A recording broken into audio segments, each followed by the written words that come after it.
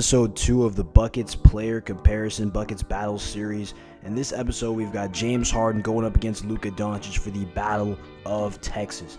And we're going to be looking at bucket generating, we're going to be looking at team impact and value, and we're going to be looking at defensive rebounding as the three main categories in this player comparison. We're going to start with bucket generating, and obviously Luka Doncic and James Harden have pretty similar styles of play.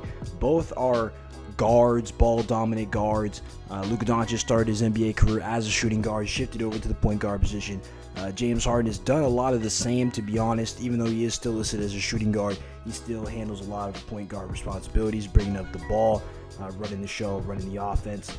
And these guys are true bucket generators at heart. The factors we're going to be looking at in this bucket generating category are scoring, playmaking, efficiency, IQ, decision making, and shooting.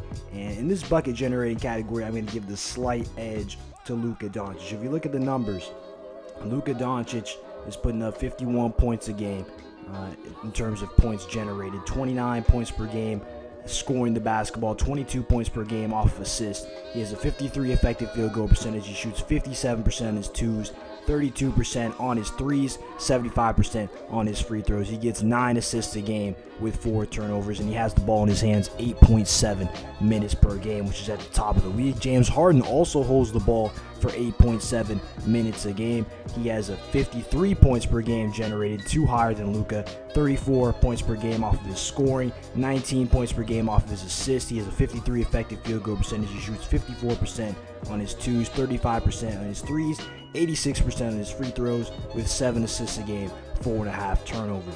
And when we look at this player comparison when it comes to bucket generating head-to-head, Harden is giving you basically 2 more points. He's giving you 5 more points off the points per game, but 3 fewer points off of assists. The effective field goal percentage is the same across the board. Luka Doncic shoots a little bit better from the 2. James Harden shoots a little bit better from the 3. It's surprising to note that Luka Doncic is only shooting 32% from the three-point line, because when you watch the games, he looks like he's a far better shooter, but they both do take a high volume of threes, and a lot of times it can go hot and cold from distance. Luka and Harden both love to use a step-back jumper, and Luka just hasn't knocked it down as consistently. He's not as used to that shot as James Harden is. Luka also shoots that shot from very deep beyond the three-point line. But nonetheless, James Harden has been a better shooter, also a better free throw shooter. Luka Doncic shoots just 75% from the free throw line. Harden's at 86%. We look at the turnovers. Harden about half a turnover more a game, while giving you less assists, 2 less assists. So Luka's the better playmaker in terms of his decision-making, his basketball IQ, his passing. The efficiency is pretty even across the board, a slight edge to Luka when you look at the assist efficiency, but when you look at the scoring efficiency, Harden is shooting a little bit better from the three-point line and the free throw line. Both are pretty good at drawing fouls. Obviously, Harden is better in that department. But overall, in terms of decision maker, who I want to have the ball in their hands to make the decisions for my team, for my offense, I'm going to go with Luka Doncic. I just trust him more than James Harden. But it's close. Again, a slight edge. That's basically an even category when we look at that. And that's the most important category I look at. So we're pretty even across the board. Moving on to the next category.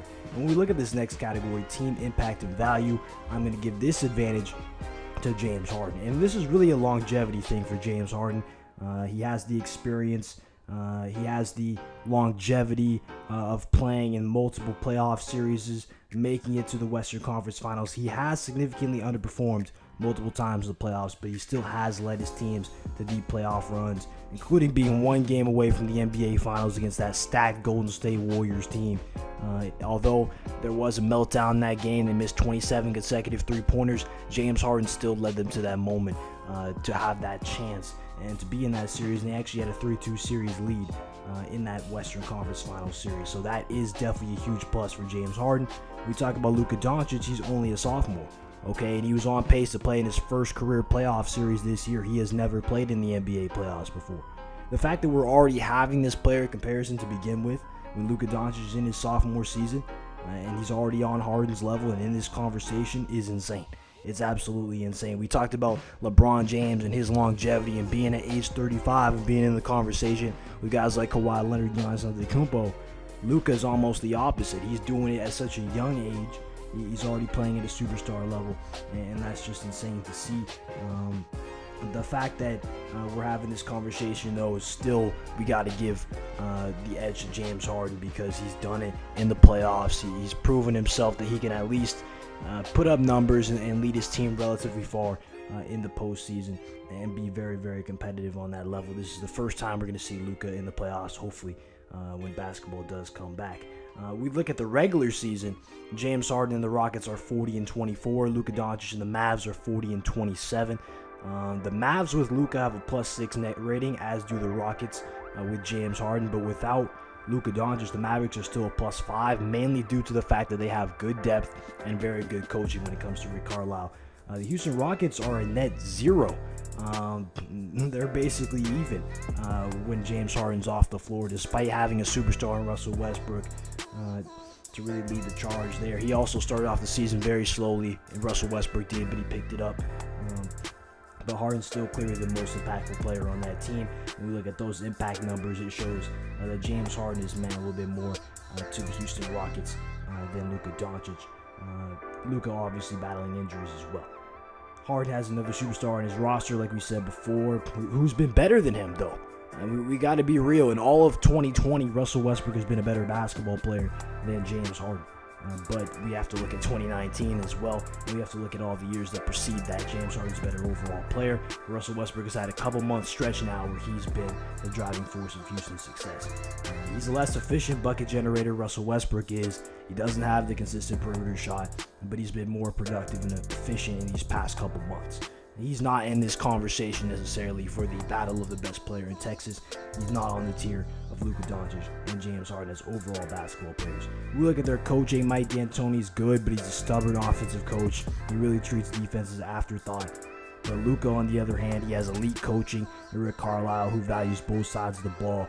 And he has a star unicorn big man in Kristaps Porzingis, and he has the depth advantage. The others are better for the Dallas Mavericks than they are for the Houston Rockets.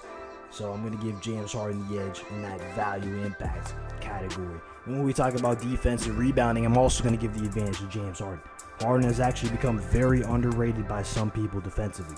He's a very solid post defender. He gives more effort than he's ever given in his career on that side of the ball. And he's been forced to guard taller players because Houston traded all their size for this small ball thing that they're doing with PJ Tucker at 6'5" running the center position. James Harden's actually jump center. He's done the jump balls for the Houston Rockets. That's how small they've been at points this season, and he's actually become a really, really solid post defender. Luka has high IQ, which allows him to be decent on the defensive side of the ball, but he doesn't have the athleticism. He doesn't have the strength that James Harden has. Luka is a better rebounder, but overall in the defensive and rebounding category, I'm going to give that advantage to James Harden as well. So in conclusion, these players belong in the same tier, and a good season, a postseason run rather, from Luka Doncic, coupled with another flame out from James Harden, really could give Luka the edge.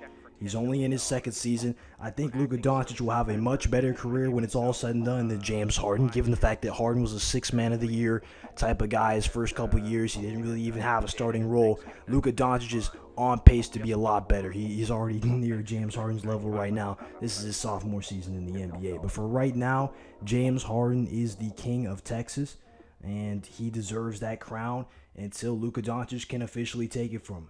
They're pretty close, damn near even as bucket generators.